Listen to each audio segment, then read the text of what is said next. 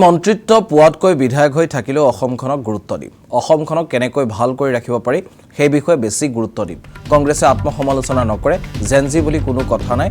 আমাৰো আছে যুৱ নেতা 10-15 বছৰৰ পিছতে বিধানসভাত নতুন মানুহ আহে এটা সময়ত আমিও নতুন আছিলো এই মন্তব্য নৱনিৰ্বাচিত বিধায়ক সুশান্ত বৰগোহাঁই প্ৰায় 2 বছৰৰ পৰা পৰিকল্পনা কৰিছিলো আৰু যোৱা 2 বছৰে আমি কেনে ধৰণে নিৰ্বাচনটোত প্ৰতিদ্বন্দ্বিতা কৰিম তাৰো এটা পৰিকল্পনা কৰা হৈছিল এই যিবিলাক ষ্ট্ৰেটেজি এই গুটেখিনি ডেটাবেজ ষ্ট্ৰেটেজি হয় আপুনি যদি ভাৰতীয় জনতা পাৰ্টি নিৰ্বাচনী যে ৰণকৌশল চাই ৰণকৌশলত সাধাৰণতে বাকি দল হিচাপবিলাকৰ নিচিনাকৈ ওপৰে কৰি গৈ নাথাকে ধৰক এখন প্ৰেছ কনফাৰেন্সৰ কথা কওক বা অকল ছ'চিয়েল মিডিয়া যোগেদি নকৰে ইয়াতে বুথৰ পৰ্যায়ত কোনে কাম কৰিছে কোনে কাম কৰা নাই কেনেধৰণে কোনে কাম কৰাৰ সক্ষমতা আছে গোটেইবিলাক লৈ এটা পৰিকল্পনা কৰিছিলে জিলা সভাপতিসকলে যাতে নিৰ্বাচন খেলিব নোৱাৰে তাৰ পৰিকল্পনা কৰা হৈছিলে মণ্ডলসমূহক 45 বছৰ তলৰ বয়সলৈকে লৈ অনা হৈছিলে বুথৰ সভাপতিসকল নিযুক্তি দিয়া হৈছিলে আৰু প্ৰত্যেক এসপ্তাহ মূৰে আমি তাৰ পৰ্যালোচনা কৰি আমি ডাটাসমূহ আমি ইয়ালৈ পঠাই থকা হৈছিল আৰু তাৰ কাৰণে আজিৰ দিনটোত ভাৰতীয় জনতা পাৰ্টিয়ে উজনি অসমত বিশেষকৈ যিকেইটা ইছ্যুত আমি উজনি অসমৰ সকলোখিনি ৰাজ্যক পতিয়ন নিয়াব পাৰিলোঁ তাৰ বাবে আজি উজনি অসমত ভাৰতীয় জনতা পাৰ্টিয়ে অভূতপূৰ্বভাৱে জয়লাভ কৰিবলৈ সক্ষম হৈছে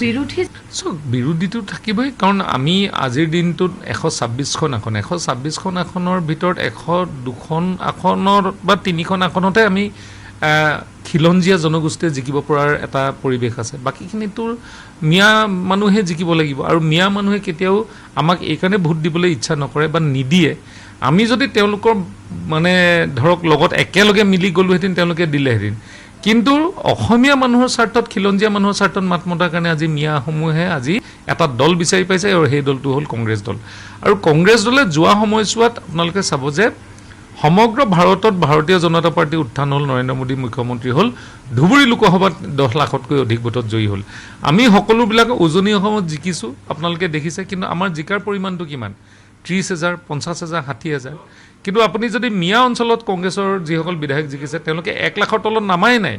প্ৰায় 1 লাখৰ ওচৰতে আছে তাৰমানে তেওঁলোকে এতিয়াও খিলঞ্জীয়া অসমীয়া মানুহক ৰঙা চকু ভোটৰ যোগেদি দেখাই আছে যে তহঁতক আমি 30,000হে জিকাই খিলঞ্জীয়া মানে আমি 1 লাখক মিয়া মানুহ জিকাওঁ বুলি আজি তেওঁলোকে দেখাই আছে এই যিবিলাক সামাজিক পৰিৱেশ বা যিটো ছ'চিয়েল ইঞ্জিনিয়াৰিং হয় অসমৰ ক্ষেত্ৰত ই অতি ভয়াৱহ হৈ গৈ আছে সেইকাৰণে আমি সময় থাকোঁতেই সকলোখিনি অসমীয়া মানুহ একলগ হোৱাৰ এইকাৰণে প্ৰয়োজনীয়তা আহিছে যে ৰাজনৈতিকভাৱে সিদ্ধান্ত শুদ্ধ নহ'লে নতুন প্ৰজন্ম আমিতো এটা সময়ত যামগৈ ৰাজনীতিটো আমাৰ কোনো ব্যক্তিগতভাৱে পাৰ্মানেণ্ট নহয় আমাৰ পিছত কোনোবা বিধায়ক আহিব নতুন প্ৰজন্ম কোনোবা মুখ্যমন্ত্ৰী হ'ব নতুন প্ৰজন্ম মন্ত্ৰী হ'ব সমাজ ব্যৱস্থাত থাকিব নেতৃত্ব ল'ব কিন্তু যদিহে খিলঞ্জীয়া ৰাইজৰ দপদপনি অসমখনত নাথাকে মিয়া যদি আকৌ আগ্ৰাসী মন লৈ তেওঁলোকে আকৌ এনেধৰণে আগবাঢ়ি যায় সেইটো ভয়ংকৰ আৰু মিয়া আগ্ৰাসী মনটোক যিটোৱে যোগান ধৰাইছে সেই দলটো হ'ল কংগ্ৰেছ দল কাৰণটো তেওঁলোকে কাম সেই অঞ্চলত কৰিছে তেওঁলোকে খিলঞ্জীয়া জাতি জনগোষ্ঠীসমূহক কি লাগে ৰাজনৈতিক সুৰক্ষা সামাজিক সুৰক্ষা প্ৰজন্মসকলক আগুৱাই লৈ যোৱাৰ এই গোটেই পৰিৱেশটোতো কংগ্ৰেছে নকলেই কংগ্ৰেছৰ কেম্পেইনিংটো আছিলে ডক্টৰ হিমন্ত বিশ্ব শৰ্মা ডাঙৰীয়া অসমৰ সমস্যা নহয়